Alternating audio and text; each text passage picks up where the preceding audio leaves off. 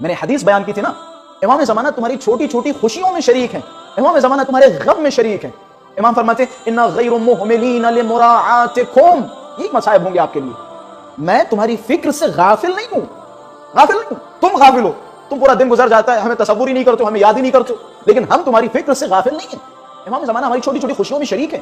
وہ آپ نے رمیلہ کا قصہ سنا، حضرت امیر علیہ السلام نماز پڑھاتے تھے، رمیلہ ایک ہفتے تک نماز میں نہیں گیا، شرکت نہیں کی، بخار تھا، سر میں درد تھا۔ رمیلہ نے روز جمعہ اپنے آپ کو آمادہ کیا، اور جمعے کے روز رمیلہ آمادہ ہو کر امام کی خدمت میں پہنچا نماز جمعے کے لیے، ابھی تھوڑا بہت سر میں درد تھا۔ جمعے کے بعد مولا نے ملاقات کی کہ رمیلہ مجھے لگتا ہے کہ تمہارے سر میں بہت تیز درد ہے۔ کہ مولا آپ کو کیسے پتا؟